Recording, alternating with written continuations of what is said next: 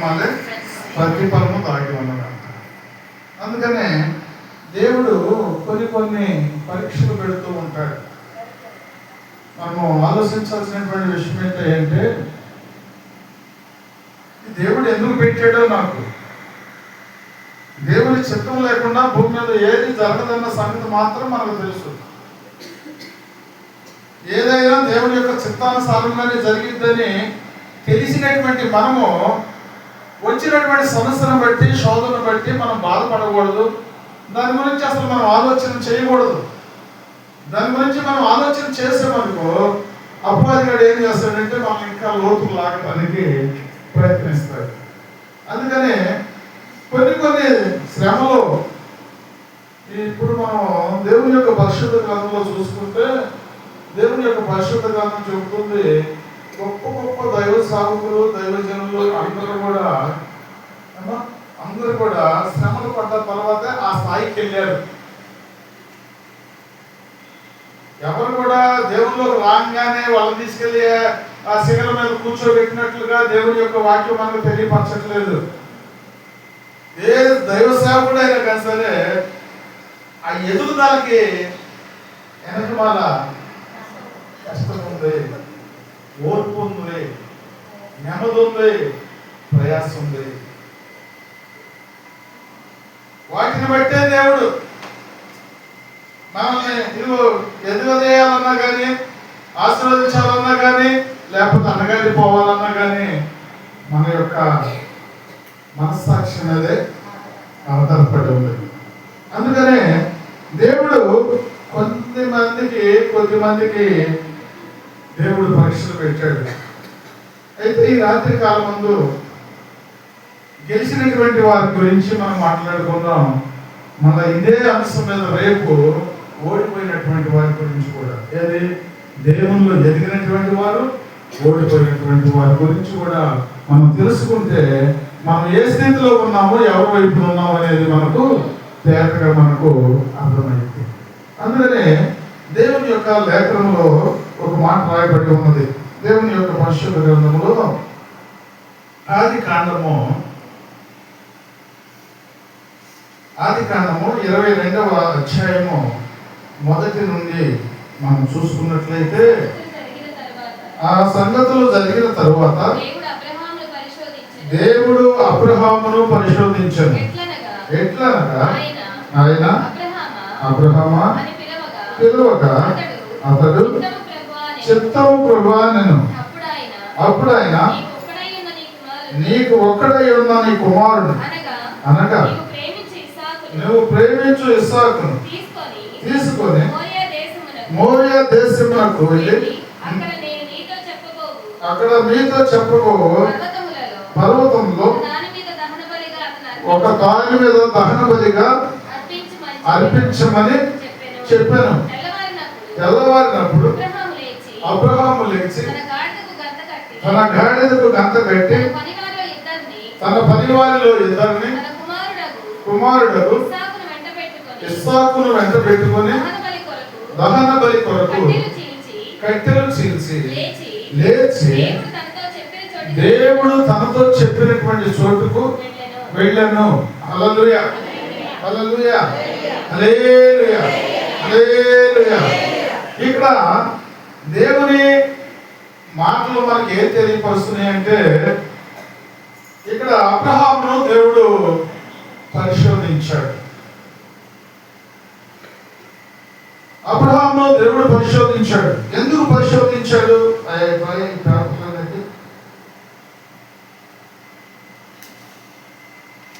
అబ్రహామును దేవుడు ఎందుకు పరిశోధించాడు?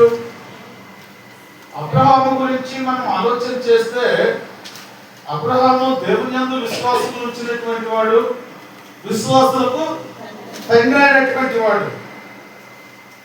ఆయన విశ్వాసంలో దేవుని పట్ల ఎంతగానో నమ్మకంగా నిలబడ్డాడు. హల్లెలూయా, హల్లెలూయా. ఆ అబ్రహామును మళ్ళా ఎందుకు పరిశోధన చేయాల్సి వచ్చింది? ఎందుకు పరిశోధన చేయాల్సి వచ్చిందంటే, మనం దేవుని సన్నిధికి వచ్చిన తర్వాత మనం ఎంతో ప్రార్థన పరులు అయిపోతాము. దేవుని సన్నిధిలో పరిశీలన చేసే విషయంలో అనేకమైన వాటిలో మనము పాల్పంచుకుంటూ ఉంటాము. మనం అన్నిట్లో కూడా ముందుగానే ఉంటూ ఉంటాం. కానీ ఇంత చేస్తున్నప్పుడు కానీ సరే శ్రమ శోధన అనేది మనం వెంబడాడుతూనే ఉంటాం. వెంబడిచ్చినప్పుడు మన మనసు ఎలా ఉండేది, మనం ఎలా ఉంటాము, ఇదేంట్రా నేను దేవుడి సన్నిధిలో ఎంత ముందుకు వస్తాను కానీ నాకేది కొట్టని ఈ శ్రమలో ఆలోచన ఉంటుందా? ఉంటుంది. ఆలోచన ఉంటుందంటే అది ఎవరు పెడుతున్నారా అంటే చెప్పినట్టు అది కూడా చెప్పాడు అపవాది గారు. మరి ఆ గ్రహింపు అనేది మనకు వస్తుందా? ఏమా మనము దేవుని యొక్క బిడ్డలైనటువంటి వారికి దేవుని యొక్క వాక్యం మనకు తెలియపరుస్తుంది ఏంటంటే ఆయన బిడ్డలకు ఇంద్రియ నిగ్రహము కలిగినటువంటి ఆత్మను దేవుడు అనుగ్రహించాడు. అంటే ఎలాంటి సమస్య అయినా ఎలాంటి శోధన అయినా ఎదుర్కోగలిగినటువంటి శక్తిని దేవుడు మనకు అనుగ్రహించాడు. హల్లెలూయా, హల్లెలూయా. ఆ అనుగ్రహము మనలో ఉంటే మనం ఎంత ప్రార్థన చేసినప్పటికైనా కానీ సరే, మనము ఏ సమస్య వచ్చినప్పటికైనా కానీ సరే ఇది నా దేవుని యొక్క చిత్తానుసారంగానే మనకు వచ్చింది అని మనం ఏం చేస్తామంటే ప్రభువా ఇదేంటి నాయన ఎందుకు వచ్చిందయ్యా, దీన్ని బట్టి ఇది ఎందుకు వచ్చిందో నాకైతే తెలియదు, అది నీ చిత్తమైతే దాన్ని ఎదుర్కొనేటువంటి శక్తిని నాకు అనుగ్రహించు ప్రభువా అని మనం ప్రార్థన చేసినప్పుడు దేవుడు ఆ పరీక్షలో మనం నెగ్గినటువంటి వారు అవుతాం. నేను ఎంత పని చేస్తున్నాను, ఎంత పరిశీలన చేస్తున్నాను దేవుడి సన్నిధిలో, మన శోధనలో శ్రమలో నాకే వస్తున్నాయి ఏంటి అని నువ్వు దిగజారిపోయావు అనుకో, నువ్వు ఎంత పని చేసినా కానీ అపవాదిగా వేసిన బాణానికి నువ్వు పడిపోయినట్టే. వాడు ఏం చేస్తాడంటే ఇక నువ్వు దొరికావని చెప్పేసి నేను ఎదగకుండా నేను దిగజార్చేసినట్టు పథకాలు నీ మీద వేస్తూ ఉంటాడు. హల్లెలూయా, హల్లెలూయా. ఇక్కడ మనము అబ్రహామును చూసుకుంటే అబ్రహాము విశ్వాసంతో తండ్రి. ఆయన చెప్పినప్పుడే ఆయన మాటలు లోపడ్డాడు, ఆయన యందు విశ్వాసం కనపరిచాడు, ఆయన చూపించేటువంటి ప్రదేశానికి వెళ్ళాడు, ఆయన ఇచ్చేటువంటి ఆశీర్వాదాన్ని పొందుకున్నాడు, విశ్వాసాన్ని కనపరుచుకున్నాడు, ఆశీర్వాదాన్ని పొందుకున్నాడు. కానీ అంత పొందుకున్నటువంటి అబ్రహాము మీద మళ్ళా దేవుడు ఏం చేశాడు, మళ్ళీ యొక్క పరీక్ష పెట్టాడు. ఎందుకు పరీక్ష పెట్టాడు అంటే ఇక్కడ మనకు అర్థమవుతున్నటువంటి విషయం ఏంటంటే ఇప్పుడు వరకు లోకానుసారమైన దాన్ని ఆశించకుండా నా వైపు చూశాడు. లోకములో ఉన్నదాన్ని దేన్ని కూడా ఆశించలేదు అబ్రహాము, దేవుని ఆశించాడు. ఆశించినప్పుడు దేవుడే ఇచ్చాడు ఆయనకి ఆ ఆశీర్వాదం. అయితే ఆశీర్వాదం ఇచ్చినప్పుడు కైనా సరే ఆశీర్వాదం వైపు ఆయన చూడలేదు, కానీ దేవుని వైపే చూశాడు. ఈరోజు దేవుని యొక్క వాక్యం వింటున్నటువంటి ప్రియ దేవుని బిడ్డ, నువ్వైనా నేనైనా సరే ఈ లోకానుసారమైన వాటి వైపు చూడకూడదు. మనం కలిగి ఉన్న దాని వైపు కూడా మనము చూడకూడదు. యేసు వైపు మనం చూడాలి, యేసు వైపు మనం చూడాలి. యేసు వైపు మనం చూసినప్పుడు దేవుడు మన వైపు ఉంటాడు, మనతో ఉంటాడు. ఇక్కడ అబ్రహాము ఎందుకు పరీక్ష పెట్టాడు? అన్నింటిలో పాస్ అయ్యాడు అబ్రహాము, అన్ని విషయాల్లో పాస్ అయ్యాడు.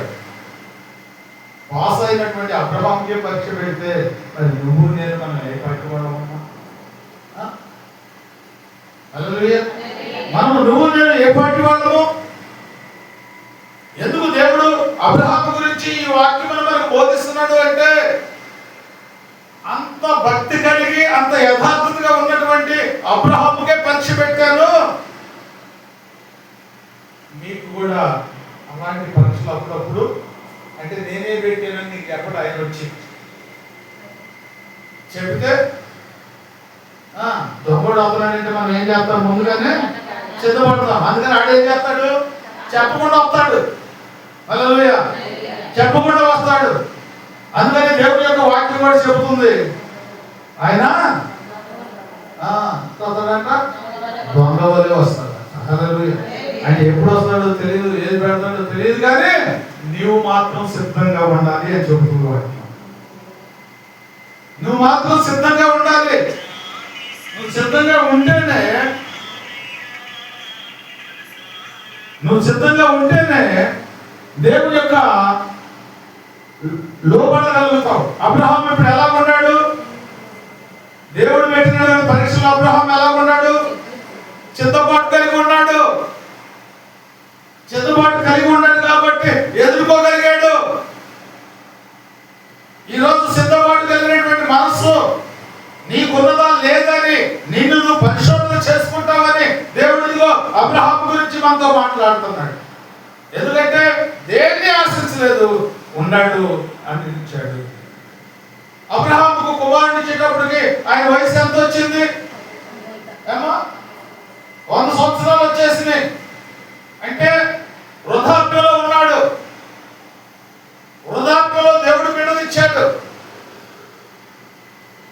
అప్పుడు వరకు వేసే ఉన్నాడు కదా, అప్పుడు వరకు ఆయన కోసం ఎదురు చూస్తూనే ఉన్నాడు కదా. మరి ఇప్పుడు ఇచ్చాడు, ఇప్పుడు మళ్ళా పరీక్ష పెడుతున్నాడు. ఈ ఒక కుమారుణ్ణి నాకు బలిగా అర్పించమంటున్నాడు. హల్లెలూయా. నాకు బలిగా అర్పించమంటున్నాడు. ఎందుకు అర్పించమంటున్నాడు అంటే అన్నిట్లో ఆశీర్వదించబడ్డాడు. ఈసారి బిడ్డల విషయంలో కూడా ఆశీర్వాదపడాలి అంటే ఆయన ఒక పరీక్షలో నెగ్గాలి. ఆయన బిడ్డల కుటుంబం ఆశీర్వదించబడాలంటే ఇది ఆ కుటుంబము ఒక పరీక్షకు నిలబడాలి. హల్లెలూయా. అబ్రహాముకు దేవుడు వాగ్దానం చేశాడు. ఆ పరీక్షలో అబ్రహాము ఈరోజు నువ్వు నేను కూడా అబ్రహాం యొక్క సంతానంలో మనం ఉండి వర్ధిల్లడానికి కారణం ఏంటంటే మనందరి కోసం ఇది పరీక్షలో నెగ్గాడు. ఎవరు? అబ్రహాము నెగ్గాడు. అందుకని అబ్రహాం యొక్క సంతతి ఏమవుతుంది? వర్ధిల్లబడుతుంది. అలాగే అబ్రహాం యొక్క సంతతి వర్ధిల్లటానికి కారణం ఏంటంటే ఆయన చెప్పినట్లుగా చేశాడు. హల్లెలూయా. వృద్ధాప్యంలో పుట్టాడు బిడ్డ. మళ్ళీ పుట్టడానికి కూడా అవకాశము లేదు. మరి అవకాశం లేనప్పటికైనా కదా సరే బిడ్డ వైపు చూసాడా? దేవుని వైపు చూసాడా? ఎంత చక్కగా చెబుతున్నారు. నీ బిడ్డ వైపు నువ్వు చూస్తున్నావా? దేవుని వైపు చూస్తున్నావా? దేవుని వైపు చూస్తున్నాడు. నీ బిడ్డ కొట్టినా తిట్టినా ఊరుకుంటున్నావా? నువ్వు ఊరుకోమ్మా. హల్లెలూయా. ఎవరైనా కొడితే తిడితేనే ఒప్పుకోకపోతే అసలు బలీమంటే ఇక మనం ఏం చేస్తాం? ఇక ఆ ఏసై లేకపోతే ఏమంటున్నా పెట్టుంటే ఈ మనసేనా లేకపోతే ఇంకే మనసు వచ్చిందా? అమ్మా కాదు, నా దేవుడి కోసం నేను ఇచ్చేస్తాను అంటావా? అనలేమో. బాగాలేదంటేనే కడవ కావాలి మన నోటి కడవ. పిల్లోడికి కొద్దిగా బాగాలేదంటేనే చెప్పలేదు. హల్లెలూయా. అంటే మనం ఎవరి వైపు చూస్తున్నాము? అందుకోసం నేను చెప్పింది మీకు. ఎవరి వైపు చూస్తున్నాము? బిడ్డల వైపు చూస్తున్నాం. అంటే బిడ్డల మీద ప్రేమ పెరుగుతుంది కానీ దేవుడి మీద ప్రేమ పెరగట్లేదు. దేవుడు అంటున్నాడు నాకంటే ఇవన్నీ తెలిసినాడు మరి బిడ్డల మీద ఎందుకు ప్రేమ పెంచుకుంటున్నారు? ఏసై కప్పుకుంటా ఏమ్మా అంటే నోటు మాటగా చెప్తాం లేదు కదా, అది ప్రేమ ఆగింది. నా మాట లేకపోతే ఇది పశువుల గ్రంథం చెబుతుందా? ఏమా నాకంటే ఎక్కువగా మీరు దేన్ని ప్రేమించినా అది మీ వద్ద నుండి దూరం చేస్తాను అంటున్నాడు. మరి ఇప్పుడు బిడ్డలు మన దగ్గరగా ఉండాలన్నా, బిడ్డలు దీవించబడాలన్నా, బిడ్డలు ఆశీర్వదించబడాలన్నా మనం ఏం చేయాలి? ఆ బిడ్డను దేవుని గొప్ప చెప్పాలి. ఎందుకు గొప్ప చెప్పాలి? అసలు దేవుడికి బిడ్డనే ఎందుకు గొప్ప చెప్పాలి? రోజు చెప్తున్నాం కదా వాక్యం మనం.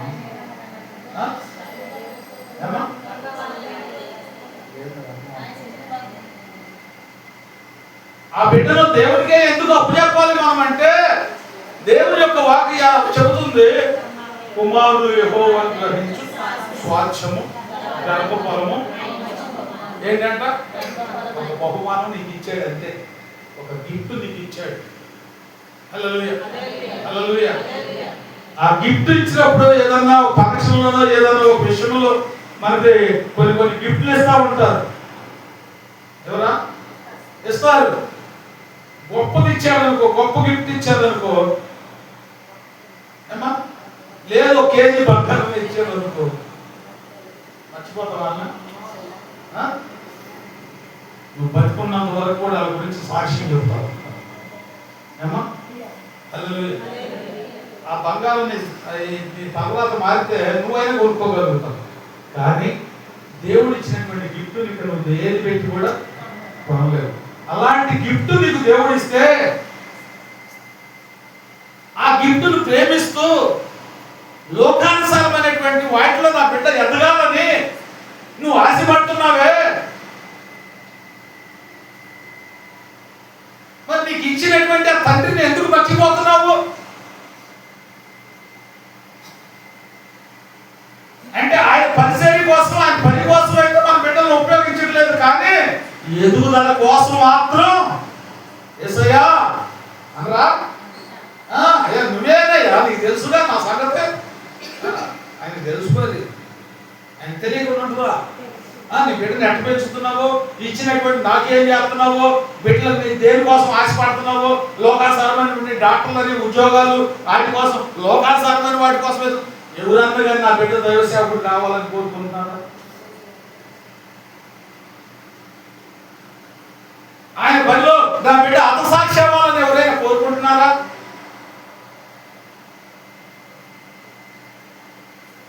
అది ఎంత ధనికరమైనటువంటిదమ్మా. మానవుడు గ్రహించలేకపోతున్నాడు,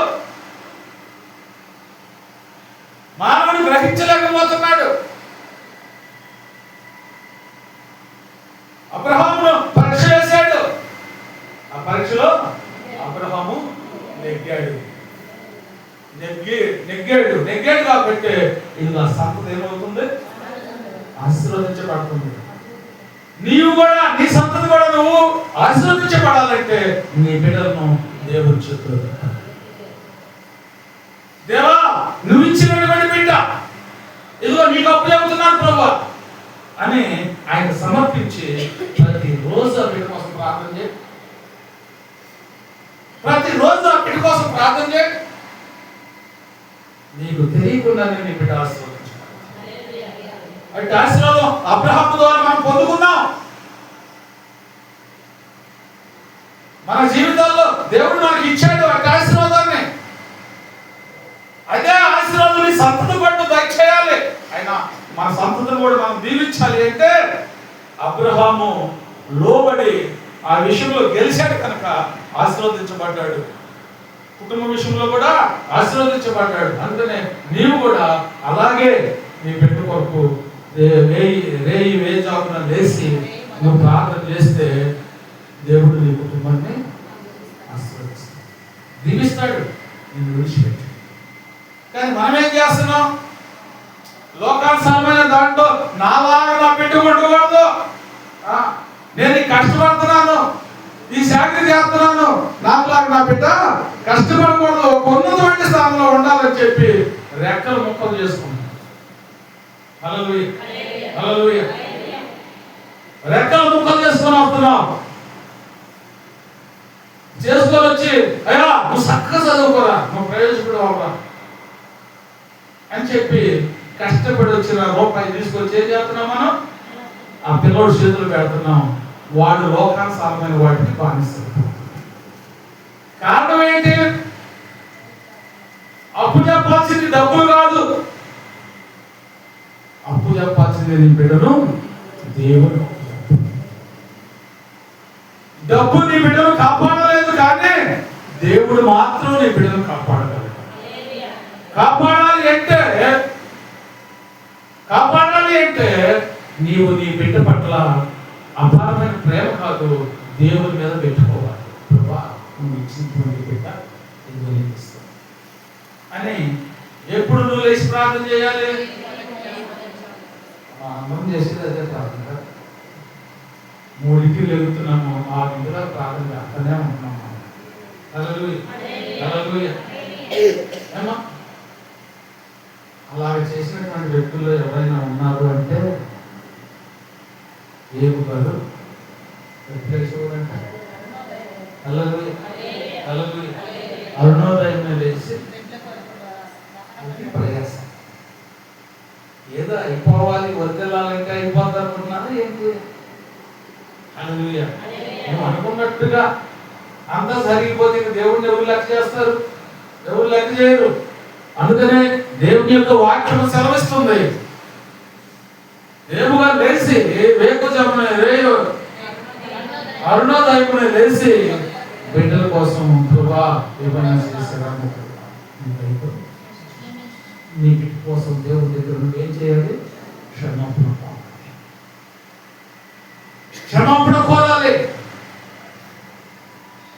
ఆ క్షమాపణ హృదయపూర్వకమైనదై ఉంది. ఏదో బిడ్డ వచ్చిన బాధను బట్టి చేయటం కాదు, బిడ్డకి ఏదో శ్రమ వచ్చినప్పుడు చేయటం కాదు. అంటే రాకముందే నువ్వు చేస్తే దేవుడు అది రాకుండా తప్పిస్తాడు. అందుకనే ఏబు గారు ఎంత విధేయత కలిగి ఉన్నాడో తర్వాత అయినా కానీ సరే దేవుడు ఏం చేశాడు?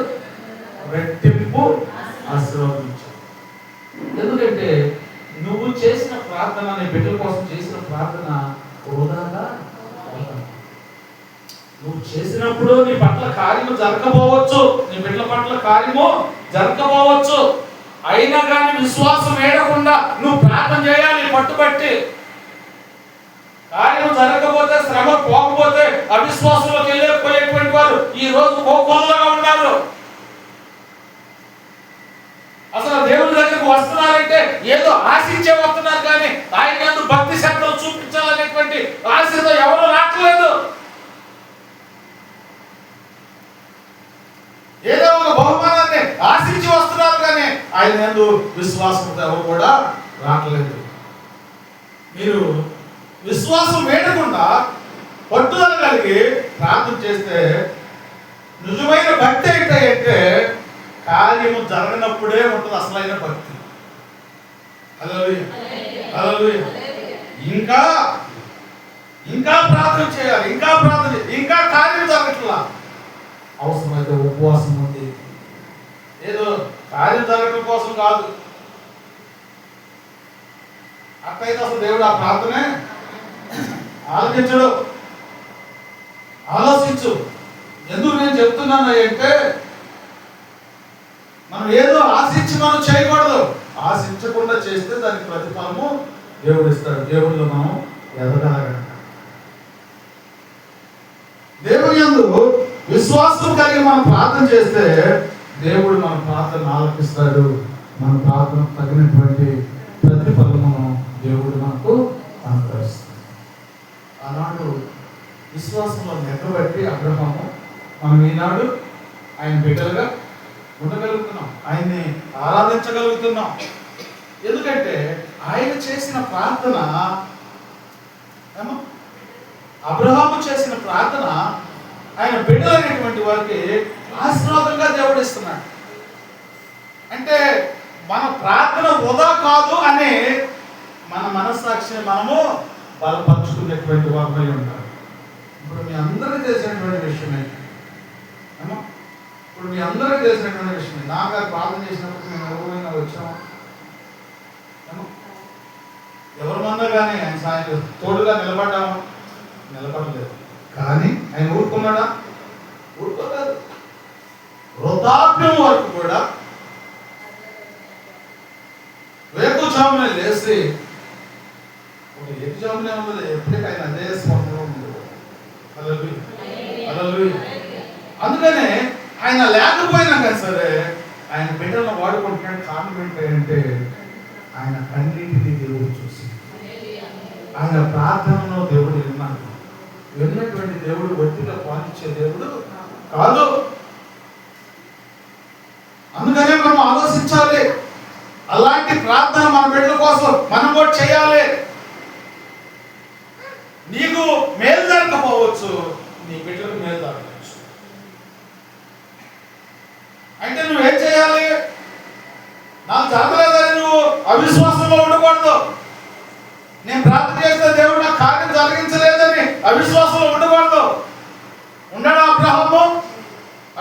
విశ్వాసంలో ఉన్నాడా?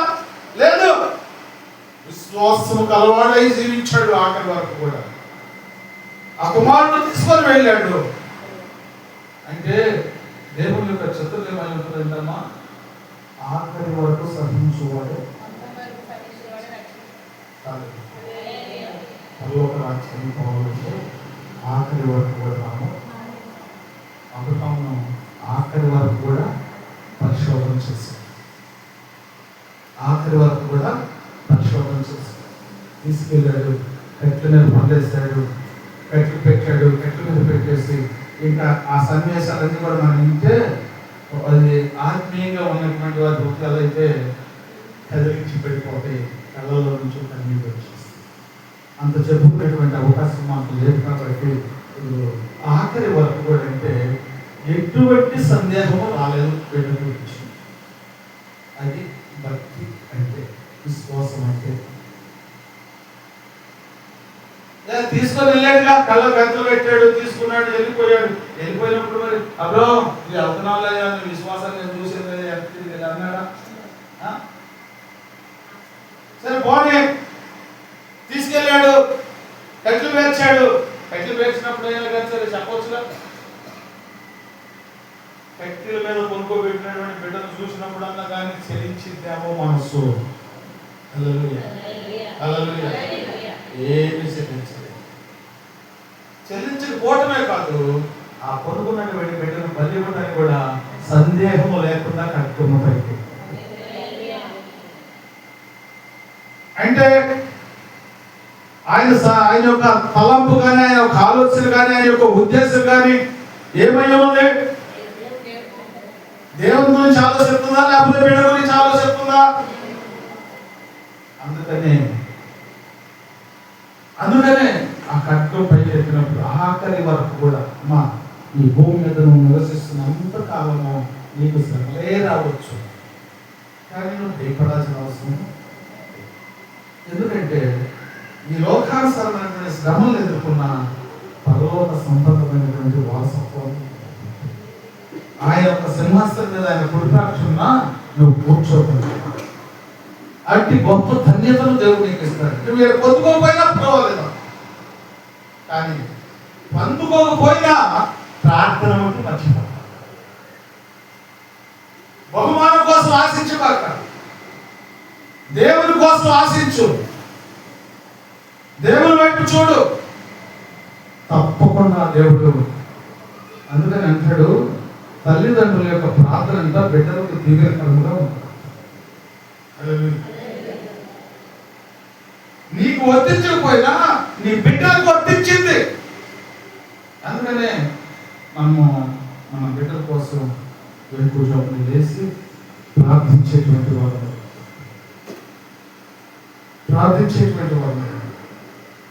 ఆలోచించుకో. ఏదో లోకానుసారంగా దీవెనిద్దాం, ఆశీర్వాదం అది నీ చేతుల్లో లేదు. నీ బిడ్డ విషయమైనా, నీ విషయమైనా, నీ కుటుంబం విషయమైనా ఎవరి చేతిలో ఉంది? దేవుని యొక్క చేతిలో ఉంది. నువ్వు గ్రహించాల్సినటువంటి సత్యం నువ్వు గ్రహించాలి. నా సొంత ప్రయోగాలు పనిచేయవు, నా సొంత ఆలోచనలు పనిచేయవు. నా దేవుని యొక్క ఆలోచనలో నా కుటుంబానికి పనిచేస్తాయి అని నువ్వు ఆలోచన చేసిన రోజున దేవుని విషయంలో బలమైనటువంటి ఆయుధముగా నువ్వు నిలబడగలుగుతావు. అలా నిలబడ్డాడు అబ్రహాము. నిలబడ్డటువంటి అబ్రహామును దేవుడు అన్ని విషయాల్లో ఇదో ఆశీర్వదించాడు. అటు లోకానుసారమైనటువంటి ధనాన్ని ఇచ్చాడు, ఇక పరలోకములో సంబంధమైనటువంటి ఆశీర్వాదాన్ని ఇచ్చాడు, ఇటు సంతానం యొక్క ఆశీర్వాదాన్ని కూడా ఇచ్చాడు. అయ్యే మనం పొందుకుంటున్నాం, ఆయన దయ వల్లే మనం పొందుకుంటున్నాం. హల్లెలూయా. అందుకనే అట్టి విశ్వాసము కలవారై మీరు జీవించాలని దేవుడు అబ్రహాము గురించి ఈ రాత్రి కాలమందు మనతో మాట్లాడుతున్నాడు. తీసుకువెళ్ళిపోయాడు, కట్లు వచ్చేసాడు, కట్ల మీద పండేసాడు.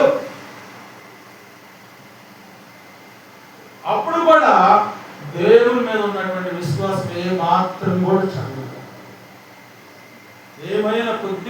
చేసింది ఏమన్నది ఉందా? అసలు లేదు. ఖడ్గము పైకి లేపినప్పుడు గొప్ప వాన ఏంటది? అంత గొప్పగానే చూసేసారా అమ్మా? మనం ప్రార్థన చేస్తుంటే ఏ స్వభావాలు ఏమవుతున్నాయి, ఏ కాలంలో వస్తుంది మనకి ఏమా? హల్లెలూయా. అప్పుడు యథార్థతగా మనం ఉంటే ఆయన యొక్క స్వరాన్ని మనం చూడాలి, ఆయన తేజస్సుని మనం చూడగలుగుతాం. అప్పుడు మన మనసు ఎంతో ప్రశాంతంగా, కోట్లున్న వాడికి కూడా లేనటువంటి సంతోషాన్ని దేవుడు మనకు అనుగ్రహిస్తాడు. గ్రహించు, దేవుని కొరకు జీవించు, దేవుని పట్ల యథార్థతగానే ఉండు. నీ కుటుంబాన్ని దేవునికి అప్పచెప్పు. అబ్రహాము చెప్పినట్లు, అబ్రహాం నీవు ఇందుని గురించి దేవుని భయపడేవాడవని నేను నమ్ముతున్నాను. హల్లెలూయా. ఆ బిడ్డను ఏమి చేయవాక, అందుకనే ఆ బిడ్డను ఏమి చేయకూడదంటే, ఎందుకు ఆ బిడ్డను ఏమి చేయొద్దు అన్నాడు? మరి ఇచ్చేగా మాట బలీమని ఇస్సాకు చెప్పండి, ఆయన బలి అయ్యాడు. ఆ యొక్క బలి అయినటువంటి దేవుడే ఆనాడు ఇస్సాకు బదులుగా బలి అయినటువంటి దేవుడు నీ కోసం మా కోసం కూడా అదే అర్థము దేవుడు మనకు అనుగ్రహించాడు. ఆ గొర్రెపిల్ల యొక్క రక్తంలోనే నువ్వు కడగబడుతున్నావు. ఆ యొక్క రక్తము సిందించబట్టే ఈనాడు నీ పాప క్షమాపణ నీకు దొరుకుతుంది.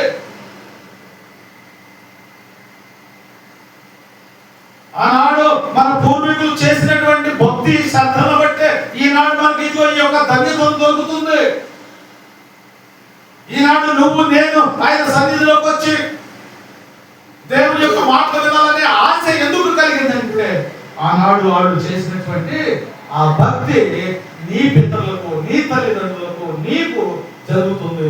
నీకు నీ పితరులకు జరిగినటువంటి ఆ భక్తి నీ బిడ్డలకు తరతరాల వరకు కూడా దేవుడు దయచేస్తుంది.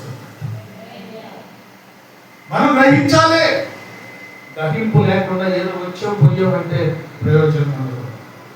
దేవుడు తన వాక్యము ద్వారా మనతో మాట్లాడుతున్నాడు. తన కుమారుడిని బలి అవ్వటానికి కూడా వెనుతిరిగినటువంటి అబ్రహాము పట్ల దేవుడు గొప్ప కార్యము జరిగించాడు.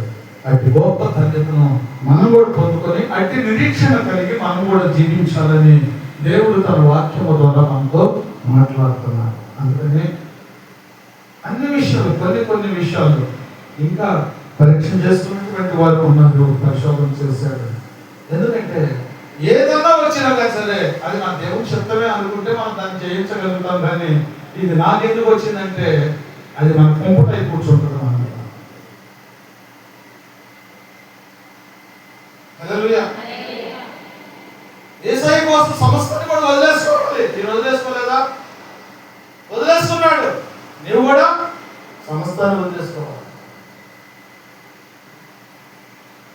ఆయన దేశించేటువంటి వారిగా ఉండకూడదు, ఆయన ప్రేమించేటువంటి వారిగా మనము జీవించాలని దేవుని యొక్క వాక్యం సెలవిస్తుంది. కానీ నా జీవితంలో ఎలాంటి జీవితము మనం జీవిస్తాం ఆలోచించి, ప్రభువా ఇప్పుడు నా బిడ్డ విషయంలో నేను ఎలాగున్నాను, నా విషయంలో నేను ఎలాగున్నాను, నా కుటుంబీకుల విషయంలో నేను ఎలాగున్నాను, నా సంఘ విషయంలో నేను ఎలాగున్నాను. ఎప్పటికప్పుడు మనల్ని మనం పరిశోధన చేసుకోగలిగితే మనకి ఇచ్చేటువంటి దీనిన ఆశీర్వాదం అంతా ఇంత కాదు. అతి గొప్ప ధన్యతను దేవుడు మనకు ఇవ్వాలనుకుంటాడు కనుక అతి ధన్యతను మనం పొందుకుందాం. విశ్వాసం కలవారిపై మనం జీవిద్దాం. దేవుడి కొద్ది మాటలను ప్రభు మన వెనుకల్లో దీవించి ఆశీర్వదించి మహిమ పొందును గాక. ప్రార్థన చేసుకుందాం.